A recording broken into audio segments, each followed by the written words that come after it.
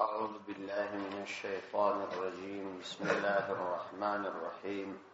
يوم تجد كل نفس ما عملت من خير محضرا وما عملت من سوء تود لو أن بينها وبينه أمدا بعيدا ويحذركم الله نفسه والله رؤوف بالعباد.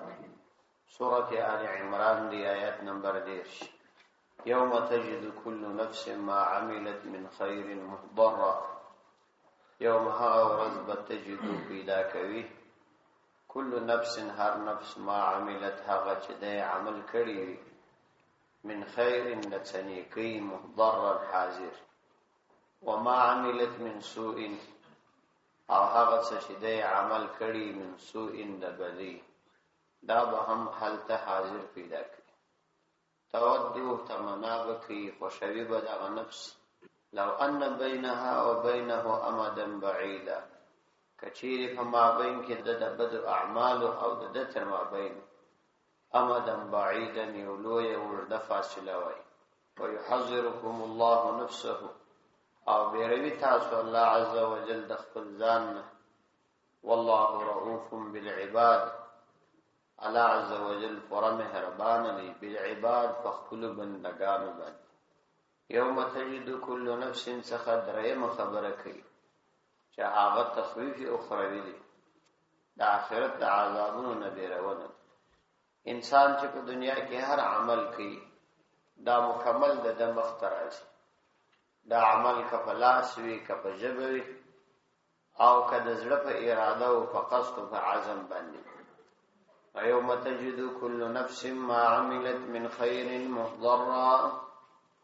يوم هاورز يعني د قیامت کورز بدا کار هم کیږي. تجد كل نفس پیدا کوي به هر نفس ما عملت هغه چې د عمل کړی وي من خير د خیر کید خیر عمل کړی محضرا خپل په وړاندې به پیدا کوي د مختبه موجود وي.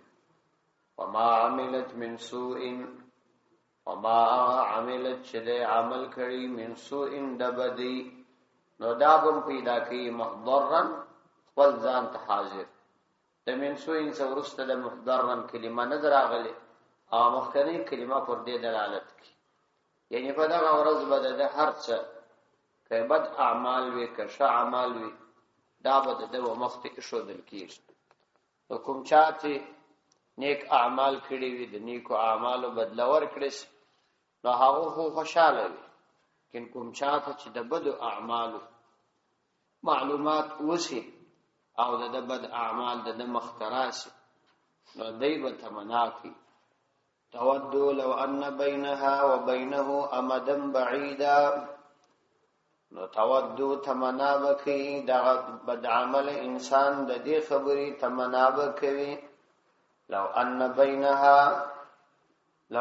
بینها کشک د بدی و بینه د تر ما بین امدا بعیدا امدا فاصله و بعیدا وجد فاصله د تر ما بین حائل و ترڅو دخل بد اعمال معاینه نکولین او هیڅ کله دا سینه ده او مکرر در توایون شو ويحذركم الله نفسه بیروی تاسو الله عز وجل نفسه د خپل ځان والله رؤوف بالعباد او د دې بیری وجدا د چې الله عز وجل پر مهربان دی بالعباد په بندگانو باندې یعنی الله په خپل بندگانو باندې رحم کوونکی او د الله عز وجل څخه د بیری دلو وجه هم داده چې الله تعالی په دې خپل بندگانو باندې مهرباني کوي.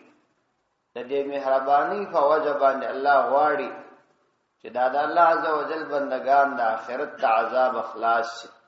خو د خلاصون طریقه یې دا ده چې اعمال بد به پرېږدي یعنی ترک د بدو اعمال کول ضروری دي او دا ترک هغه وخت کېدلی شي چې د انسان په زړه کې د خپل رب بیر راغلی تر څو چې د انسان په زړه کې د الله تعالی بیر راغلی نه وي تر هغه وخت پورې انسان په اعمالو کې سست وي. نو ځکه الله تعالی په دې خپل بندگانو باندې مهربان دي چې د خپل عظمت او قدرت دلایل ورته وایي، ترڅو دغه بندگان په خپل زړونو کې د الله عظمت راوړي او د دې په وجه د الله تعالی د عذاب خلاصون پیدا کړي، چې دغه بیرول د الله تعالی د عذاب عیني شفقت دی د الله تعالی د طرف چې په خپل بندگانو باندې کوي. مولانا اشرف علي تهانوي رحمت الله علیه یو کتاب دی اصلاح انقلاب امت، دا یو ډیر بهترین کتاب دی، خدا په اردو ژبه کې دی او خپل د مولانا اشرف علي تهانوي رحمت الله علیه انداز هم ډیر علمي لوړ انداز دی. په دې کتاب باندې عامه طالبان هم نه پوهیږي، ډیر ګران انداز دی او ډیر بهترین کتاب. په دې کتاب کې د لیکلي دي چې په امت کې د ګناهونو وجه څه شي ده، بیا د دې بحث لیکلی دی اصلاح انقلاب امت، یعنی د امت د اوښتلو اصلاح، چې امت د خپل حالت اوښتي دی د دې اصلاح باید راشي. نو دا تفصیلی کتاب دی، پر هر شعبه باندې د دې څه تفصیلی ژغېدلی، د عقاید او د اعمال او د مدارس او د علما او د عوام خلک. دې کې یو وجه دا لیکلی ده چې د ډېر کوشش او مهنت وروسته ما ته دا معلومه سول چې په امت کې عمده کمزوري د دوه شانو په وجه راغلي، یو دا چې قلت علم دی او بل دا چې ضعف همت دی. یو دا چې په خلکو کې علم کم دی، علمي کمزوري ډېره ده، چې کله علمي کمزوري راسي سړی په اعمالو په دین باندې خبر نه وي، الله تعالی د احکامو نافرماني ځینې کېږي. او بل ضعف همت دی، خلک همت نه کوي د دین د پاره. نو دا بنیادی شی که په انسان کې همت پیدا شو او بل دا چې د دین فکر سره پیدا شو، خپل اصلاح کیږي. نو الله عزوجل په دې خپل بندگانو باندې رحم کوونکی. قل ان کنتم تحبون الله فاتبعوني يحببكم الله ويغفر لكم ذنوبكم والله غفور رحيم. قل ارتوای ای پیغمبر علیہ السلام دی خلقو ته ان کنتم تحبون الله کچیر تاسو محبت کوي د الله عز وجل سره فاتبعوني نظما اتباع وکي يحببكم الله محبت بوکي تاسو سره الله عز وجل ويغفر لكم ذنوبكم او تاسو ګناهونه بمعاف کی والله غفور رحيم. والله الله عز وجل غفور فربخشم کی دی رحیم فر مهربان. قل ان کنتم تحبون الله، پدې کې تحریض دی پر اتباع د نبی کریم علیه الصلاۃ والسلام باندې، چې تدې خلکو ته وایا، یعنی د دې ځای څخه د رسالت عقیده ده د پیغمبر علیه الصلاۃ والسلام نبوت ثابتي، چې تدې خلکو ته وایا کدی د الله تعالی سره محبت کوي، خپل ګمان باندې دا دعوه کوي چې موږ د الله تعالی سره محبت کوو، نو توایا چې زما اتباع وکړي، زما د اتباع په برکت به الله تعالی ستاسو سره مغفرت محبت وکړي او تاسو ته مغفرت. معلومه سول چې بیل اتباع د نبی کریم علیه السلام نه د الله تعالی د طرفه محبت راځي او نه د الله تعالی د طرفه مغفرت راځي. قل ارتوایا ای پیغمبر علیہ السلام دی خلق لرا ان کنتم تحبون الله کچیر تاسو محبت کوي الله د الله عز وجل سره، یعنی تاسو بګمان بزعمتم، تاسو په ګمان باندې تاسو محبت کوي د الله تعالی سره او د دې محبت څخه دا غواړي چې الله تعالی هم محبت سره وکړي. او فتبعوني، نو تاسو د دې مقصد د حاصلولو د پاره زما د طریقو اتباع وکړئ. فتبعوني، نو تاسو زما اتباع وکړئ، ځکه زه د همدغه غرض د پاره مبعوث شویم او د همدغه غرض د پاره را لېږل شویم، نو زما د طریقو اتباع وکړئ. چې زما اتباع مو وکړل نو دا دوه شی به درکول کېږي، يحببكم الله، محبت به وکړي ستاسو سره الله تعالی، ويغفر لكم ذنوبكم، او معاف بکړي تاسو لره ستاسو ګناهونه، الله عز وجل به ستاسو ګناهونه تاسو ته معاف کړي. ځکه د دې معافی طریقه هم زه درښیم، یعنی ستاسې ګناهونه بېله هغه چې ما درته ښودلې نه طریقه په بله طریقه نه معافیږي، او پر دې د عمل کولو طریقه هم زه درته ښیم، ځکه زما د ښودل سوي طریقې بغیر بله هیڅ طریقه داسې نشته چې ګناهونه دې معاف سي. مثلا دا درته ښیم چې د ګناهو علاج توبه ده، او دا درته ښیم چې د الله تعالی حقوق درڅه فوت سوي دي هغه پوره کړي، او دا درته ښیم چې د بندګانو حقوق در باندې دي ادا یې کړي یا د هغوی څه معاف، او دا زه درته ښیم. نو په دې وجه الله تعالی ستاسې ګناهونه بخښي او الله تعالی ستاسو مغفرت کوي. مطلب دا چې زما اتباع وکړي، په همدغه لاره به تاسو د مغفرت او د الله عز وجل د محبت مستحق وګرځئ، کنه بېله دې محبت او د مغفرت مستحق نسی ګرځي. او دا قاعده ده، والله الله عز وجل غفور پوره بخښونکی، رحیم پوره مهربان دی. الله عز وجل پوره رحیم او پوره مهربان دی. نو الله عز وجل خو مغفرت کوي، لیکن قاعده او قانون دادی چې زما اتباع وکوي، زما رسالت به مني، او زما رسالت منل دا ایمان دی. که څوک زما رسالت نه مني نو هغه مؤمن نه دی، او چې مؤمن نه وي الله تعالی سره محبت نه کوي او نه یې ګناهونه معاف کوي.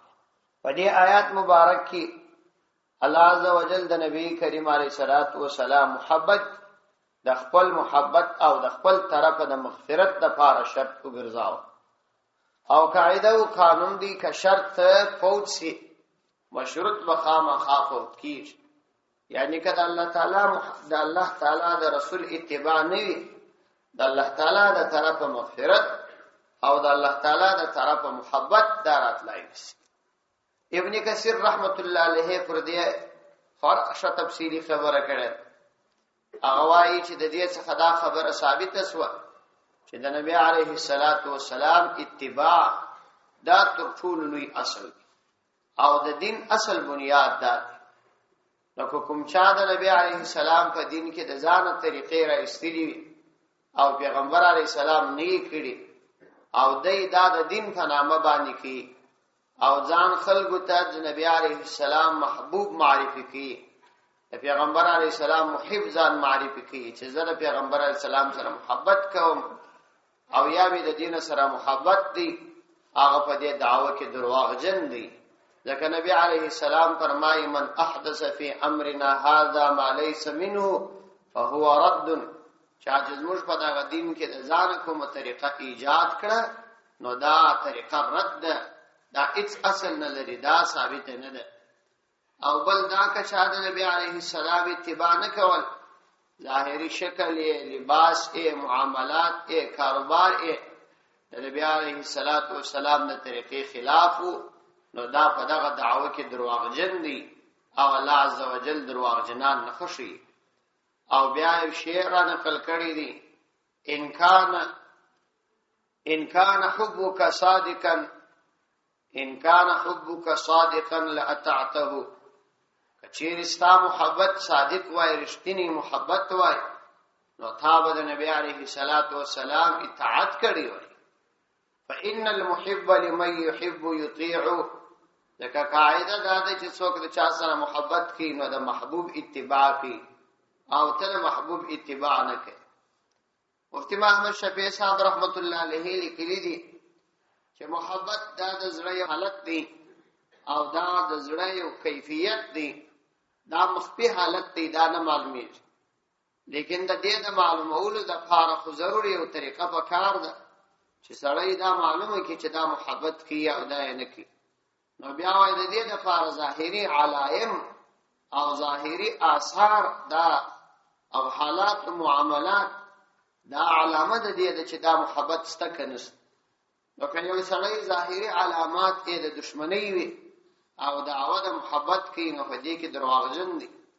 یو چا شکل د نبی علیه السلام د طریقې خلاف وي، لباس یې د نبی کریم علیه السلام د طریقې خلاف، خوراک یې د نبی علیه السلام د طریقې خلاف وي، او کاروبار یې د نبی علیه السلام د طریقې خلاف وي، او بیا د محبت تقاضا کوي او دعوه کوي نو دا علائم کو د دشمنی علائم دي او بیا دې ته د دوستی پوښ راغشتل حماقت دي او بیا ادبیم ده ځکه نو د الله تعالی د طرفه مغفرت په دې باندې کیږي.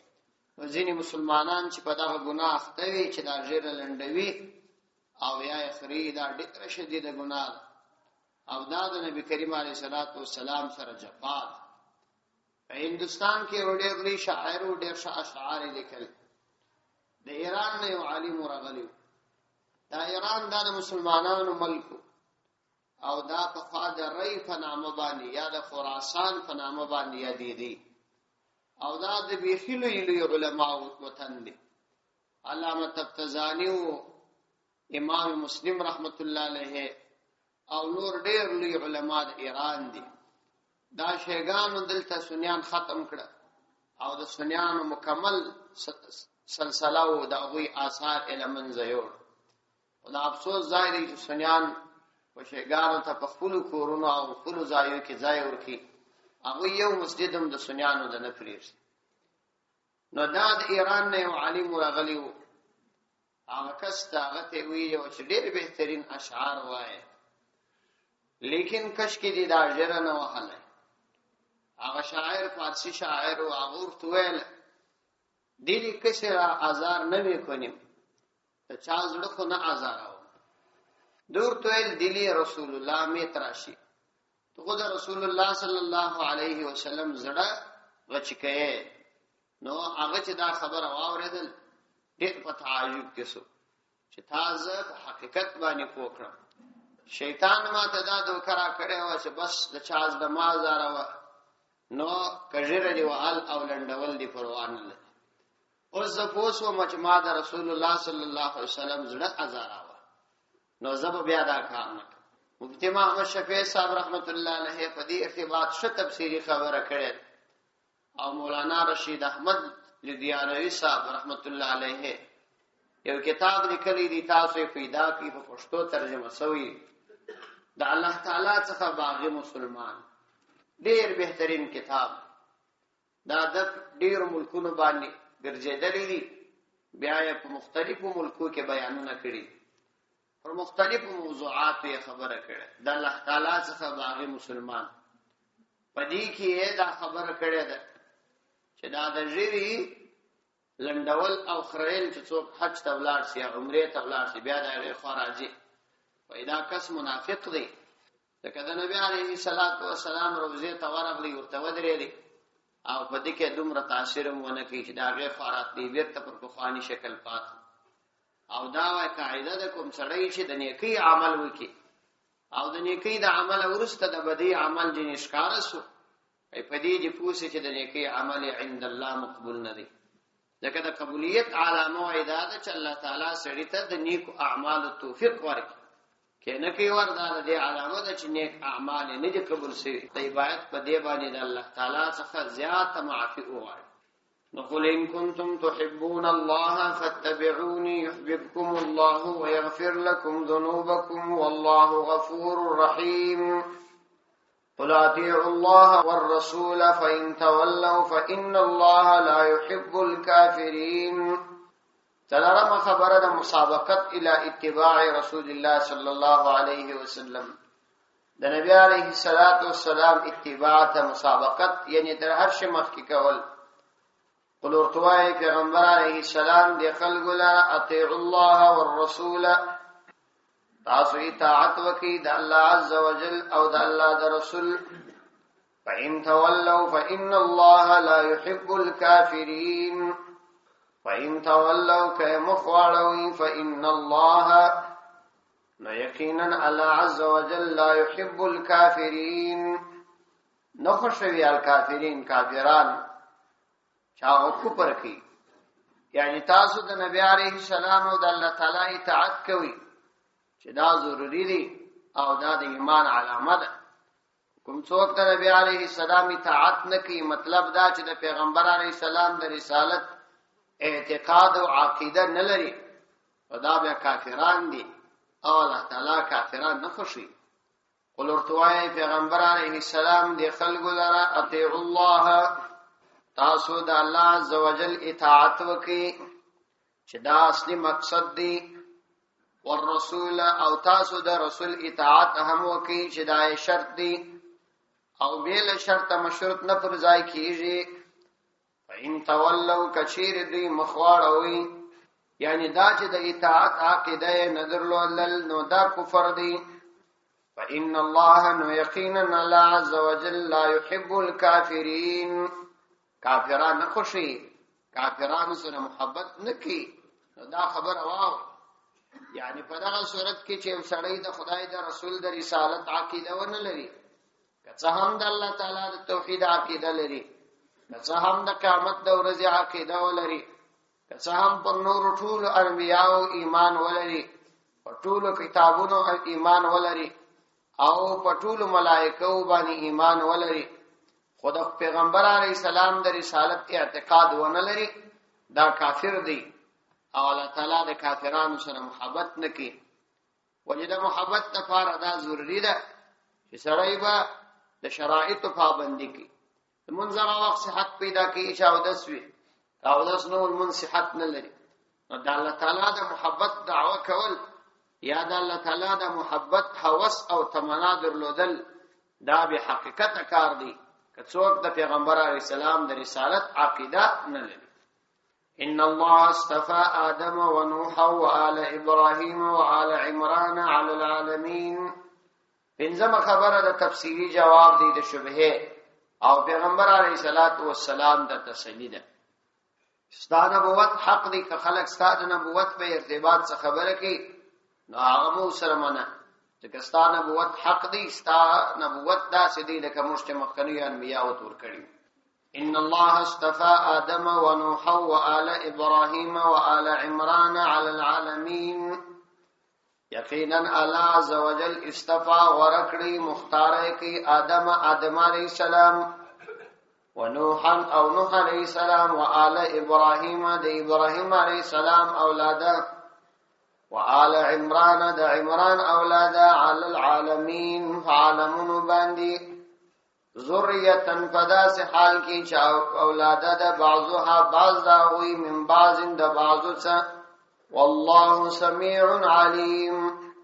والله على عز وجل سميع فرا اوریدون کی دی، علیم فرا علم لرون کی دی. ان الله اصطفى آدم ونوحا وآل ابراهيم. یقینا الله عز وجل مختار کی د نبوت دفار آدم علیہ السلام، ونوح او نوح علیہ السلام، وآل ابراهيم د ابراهيم علیہ السلام خاندان، لکه اسماعیل علیہ السلام، اسحاق علیہ السلام، یعقوب علیہ السلام، او د هغه په اولاده کې نور د بنو اسرائیل انبیاء، وآل عمران او د عمران خاندان. عمران دو عمران دي، یو عمران ابن معثان دی. عمران ابن معثان د حضرت مریم علیہ السلام پلار دی، او یو عمران د حضرت موسی علیہ السلام پلار دی. نو که آل عمران خاندان د عمران د حضرت موسی علیہ السلام پلار مراد کې، نو هغه په اولاده کې آل هارون علیہ السلام او حضرت موسی علیہ السلام راغلي. او کله آل عمران څخه مراد دا عمران ابن معثان مراد کې چې دا د مریم علیہ السلام پلار دی، نو په هغه صورت کې هم آل په خاندان کې حضرت عیسی علیہ السلام راغلي، ځکه عیسی علیہ السلام کو د مریم رضی الله عنها زوی. نو په هر صورت کې دا خبر رسید. او آل عمران صورت ته مال عمران ځکه وایي چې دا د عمران لفظ د دې پکښ راغلي. علی العالمین، عالمیانو باندې. د عالمیانو سمراد دادی چې د دې په زمانه کې تر دې مختار خلک نه ذریتن، دا بدل د آل ابراهیم څخه ګرځیدای شي، یعنی چې هغه خاندان نو څه شي دي، ذریتن بعضها من بعض، اولاده بعض د بعض څخه، یعنی بعض د بعض زامن. د مثال په توګه نوح علیہ السلام د آدم علیہ السلام زوی، د ابراهیم علیہ السلام د حضرت نوح علیہ السلام زوی کی، او داس اسحاق علیہ السلام او آل عمران کورنی دا د ابراهیم علیہ السلام په اولاد کې راځي، یعنی یو د بل اولادونه دي. یا دا حال واقع دا سه حال کې چې بعض د هغه د بعضو څخه دي، یعنی یو د بل اولادونه دي سره، والله سميع عليم. والله الله عز وجل سميع فرا اوریدونکی دی در ټول اقوال، علیم فرا علم لدونکی دی، فرا علم لرونکی دی در ټول احوال. هم په ټول اقوال باندې خبر دی او هم په ټول احوال علم دی. نو د چا اقوال او احوال چې د نبوت سره مناسب ولیدل او د نبوت د شان سره مناسب و، نو هغه انسانان انبیاء وګرځول.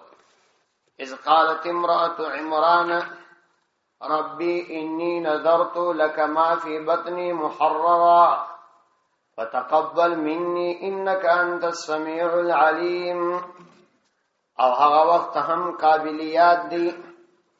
اذ قالت امرأة عمران کله چې اویل کوروالا د عمران، وایدا حنا نومېده، حنا بنت قوزا، چې کله اویل امرأة عمران د عمران کوروالا، دې کې اشاره دی ته ده چې الله عز وجل په ټول کائنات باندې قدرت لري او د الله عز وجل مختار انسانان چې الله تعالی وی غوړه کړی هغه هم عاجز دي. د الله عز وجل د اراده څخه بغیر خپل اراده نشي عملي کوي. ګرا روان شي د حضرت مریم علیه السلام په ارتباط واقعا بیان چې مور د الله تعالی یو لوی ولیه او ډېر نیک بزرګ صالح شوه. خدا دې چې د الله عز وجل د فار دې کوم شی نظر کړي واغه سينوس ځکه د چا د اراده مطابق چې څوی نه کیږي، کوم څه چې د الله تعالی اراده وي هغه کیږي. امرأة عمران ربي إني نذرت لك ما في بطني، ربي ازما رب إني نذرت یقینا ما نظر یشیدی لك استاد فار ما في بطني هغه څه چې ما پنس کې دي محررا آزاد فتقبل مني تیز ما تقبل ک انك انت السميع العليم. انك يقينا انت السميع فرا اوریدونکی العليم فرا علم لرونکی. مریم بنت عمران، مریم امرأة عمران دا حنا دی خپل اولاد چې د حمل په حالت کې دا نظر کې د دې د پاره چې د بیت المقدس خدمت وکړي.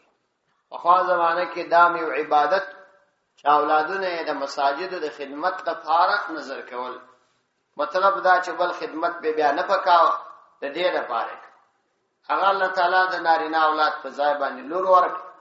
نو چون کې د خدمت لپاره خو نارینه وي، نو د پریشانی په حالت کې الله تعالی ته دې یادونه وکړي.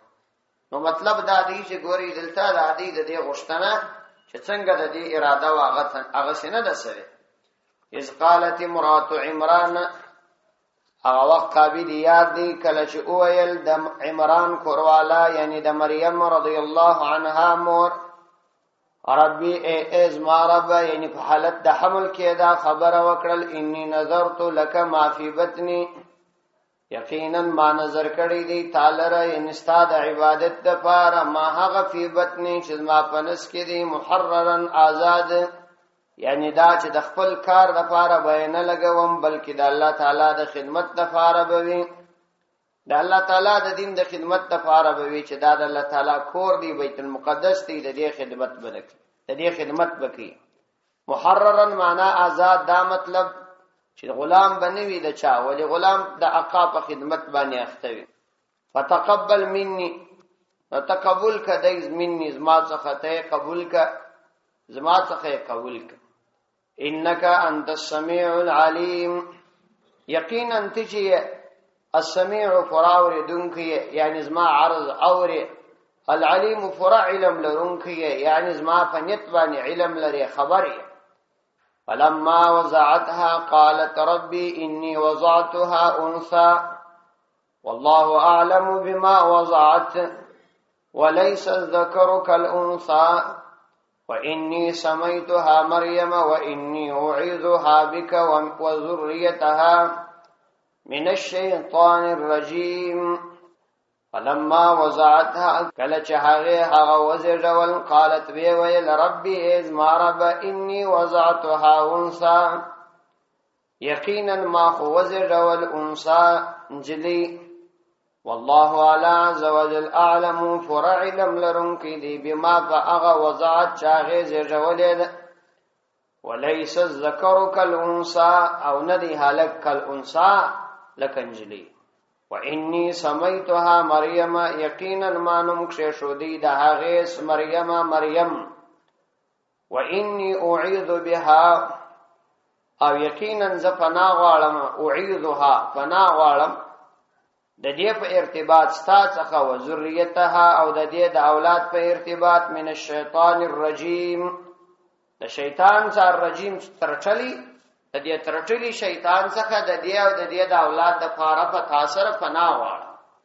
حضرت مریم علیها السلام الله تعالی ته ډیر مقبوله او ډیر مبارکه و ځکه الله تعالی فرمایي چې هغه داسې نه ده لکه هلک یعنی ډیر نارینه به د هغې درجه پیدا نه کړي فلما وضعتها کله چې هغې دا وزېږول نو قالت ربي اني وضعتها انثى نو د حسرت په صورت کې وویل چې الله عز وجل ما خو انجلي وزېږول مطلب لا رنج او غم یې وکړي چې دا خو د بیت المقدس خدمت نشي کولای او نه خدمت لایق ده ځکه خدمت خو نارینه کې نو دا د حسرت په صورت کې وای الله عز وجل فرمایي موږ ته خدا معلومه و ده په خاصه لا چې دین جلی زړه یعنی دې چې دا کلمه وایي د دې معنا دا نه ده چې ګواکې دی الله تعالی ته خبر ورک بلکې الله تعالی د دې په حالت خبر دې د خپل حسرت د فار دا خبره وک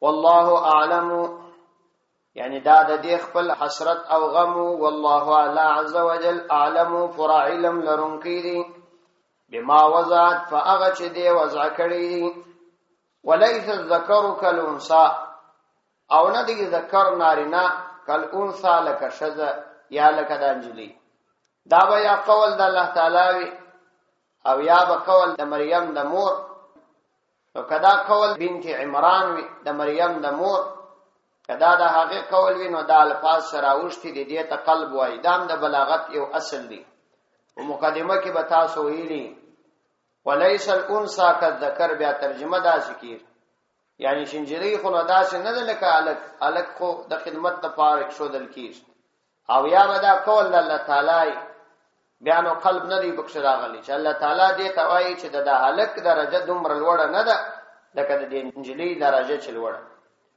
وليس الذكر كالانثى او ندی هلک کوم چې دی وغشتي كالانثى لکه د غنجلی مطلب دا چې د دې برکات او د دې فضل او کمالات دا ډیر عجیب او غریب دي او دا د الله تعالی د خاصه انتخاب دي دا جمله معترضه راغله واني سميتها مريم او ما نوم کښې شو دی د انجیلی مریم یا عبرانی لفظ دی په معنا د عابدیه ده او یا مریم د رام یروم په معنا د قصد دی یعنی د دې په ارتباط قصد کړل شوی و چې دا به د بیت المقدس خدمت کی واني اعيذها بك او یقینا ز فنا غالم د دې په ارتباط ستاسخه ای الله عزوجل وذریتها او د دې د اولاد په ارتباط ستاسخه من الشیطان الرجیم د شیطان الرجیم څخه یعنی پتا سره د شیطان الرجیم څخه پناه غواړم د دې په بارک کې او د دې د اولاد په بارک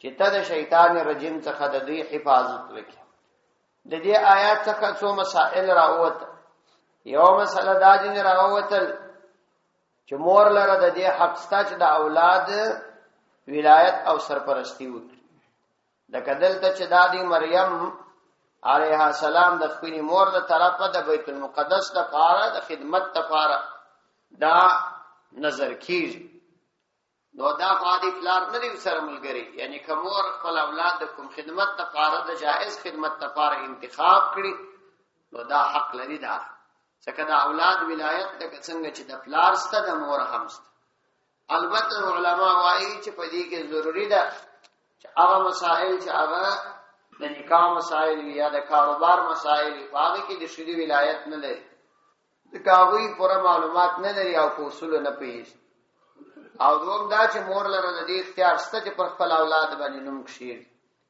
یعنی هغه نوم ور باندې شو دلای شي او بل دا چې دام جائز ده چې کوچنی پیدا سي فورا نوم قرباني کېښودل شي او سنت طریقه هم دغه ده لکه دا چې ما جوز یې د نوم قرباني کېښود او سنت طریقه هم دا ده چې باید نوم قرباني کېښودل شي. نو حضرت مریم علیه السلام داسې نه ده لکه نارینه، مطلب دا چې ډېر نارینه به د دې درجې ته به ونه رسي. الله تعالی چې دې ته کوم کمالات ورکړي دي هغه بل چاته نه یې ورکړي. فتقبلها ربها بقبول حسن، الله عز وجل فتقبلها نو قبول کړه هغه ربها د دې رب بقبول حسن په بهترین قبولیت سره. وانبتها او هغه ورزل نباتا حسنا فشرزل سره. انبتها یعنی راشنا کړل پرورش وکي دا هغه نباتا حسنا بهترین پرورش بهترین شنه کېدل. وکفلها او تربیت وکي کفالت وکي دا هغه زکریا علیہ السلام.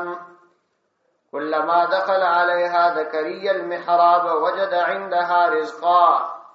كلما هركل دخل عليها زكريا المحراب، هركل چې داخل بسو پر دی باندې زکریا علیہ السلام المحراب وعغ خاص کوټه ته وجد عندها رزقا، نو پیدا به کی د دې سره رزقا روزي.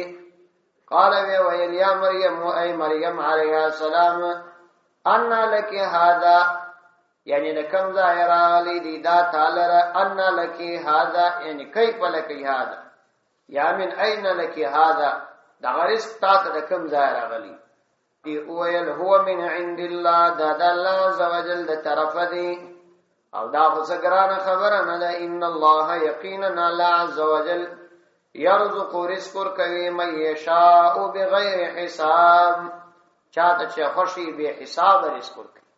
سلسله داسې و چې کله د مریم رضی الله عنها پیدا سول نو مور یې بیت المقدس ته یوړ او د دې پلار د عمران دا د بیت المقدس امام او د دې د پیدایش په وخت کې هغه وفات شوی. نو دا چې بیت المقدس ته یوړل نو د بیت المقدس چې کومه متولیان او هغوی ته ویل چې دا ما د بیت المقدس د لپاره وقف کړي او د دې لپاره می انتخاب کړي او تاسو دا واخی او تاسو یې کفالت وکړي. نو متولیانو کې د هر یو دا غوښتنه و چې د دې کفالت وکړي او تربیت یې وکړي. او زکریا علیه السلام د دې د خاله یعنی د دې د مور خور و د خاله خاوند دی، یعنی د حنا د خور د حضرت زکریا علیه السلام په نکاح کې نو ویل چې ما کوروالا دغه نجلی خاله ده او خاله د مور په درجه کې ده، نو باید دا ما ته راکړل شي تر څو یې په کور کې زه تربیت کوم او د دې هغه د فرق د دې تنظیم وکاو. او نور متولیانو پر دې سره اتفاق ونکړي. نو بیا قرآن دازي وکړ. قرآن دازي په یو عجیب شکل کې ورسته راځي په آیات کې راځي چې دې قلمون الته وبو ته وګرځول چې د هر چا قلم د وبو پر سر باندې ودرېدی دا د هغه کې قلم د وبو پر سر د حضرت زکریا علیه السلام د ودرېد. نو زکریا علیه السلام د دې هغه تنظیم د پرورش او تربیت کا. دیني علماء لیکلي دي چې د دې لپاره یو دای په پیسو باندې ونیول هغه به شدي ورکول او ځینې وایي چې الله تعالی د دې تنظیم د ابتدا څخه داسې کړی چې دور او دولت ته ضرورت نه. نو زکریا علیه السلام د دې لپاره بیت المقدس کې یو خاصه کوټه انتخاب کړو هغه کې به اوسېدل. نو کله چې زکریا علیه السلام په مخاطب دی د دروازه به راکول کړ او بیا چې برالی د هغه سره به مختلف قسم میوه پرته وي. د ژمي میوه به په دوبي کې پرته وي او د دوبي میوه به په ژمي کې. ابن جرير لیکلی دی چې دا په صحیح حدیث ثابت خبره. دا ورته ویل چې دا تاسو د کوم طرف راځي خو هیڅ امکان هم ظاهرا نشته، دروازه باندې هغه ورته د الله تعالی د طرف راځي. ابن کثیر رحمه الله لیکلی دی چې دا کرامت د اولیاء ثابتي او کرامت د اولیاء حق دی. لیکن نه بیان کړي دي چې په دوه شرطه به یو دا چې ولی ته بده دی علم نه چې ما څه کرامت ښکار کیږي او بل دا چې د ولی په قدرت او په اختیار کې بني غیر اختیاري چا دعوت دې کول چې زه کرامت ښکاره کوم په خپل لاس او په دې علم هم درلودي او په خپل اختیار هم درلودي نو بیا غولی نه دي. نو روان آیاتو کې دا واقعه بیانې فتقبلها ربها بقبول حسن نو قبول کړه ربها د دې رب بقبول حسن په بهترین قبولیت وعنبتها او دا وفعل نباتا حسنا په بهترین فعلوا سره وکفلها او کفالت وکي د دې زکریا علیہ السلام کلما هر کله دخل چې داخل وسو علیها په دې باندې زکریا علیہ السلام المحراب او محراب ته محراب یا د هر څه اخصوصي دي د جنگ ځای ته وای او یا د اسم اعلی ده او یا د ظرف څخه غم ګرځیدلای شي یا د مبالغه څخه غم ګرځي. محراب ته محراب ځکه وای چې د کفارو په مقابله کې د جنگ میدان همداوي یعنی عمده ځای ته چې دا پکښ وسیدل هغه ته ور داخل نو حضرت زکریا علیہ السلام مبارک هم دا ثابت اسو شاغه عالم الغیب نو چې فورا معلومات ورته سوی وای چې دا لري بخاره وجد عندها رزقا نو دبه د هغه سره د رزق میوه پیدا کړ. دلته را دي علما وایي چې رزق میوه ته رزق ویل سوی.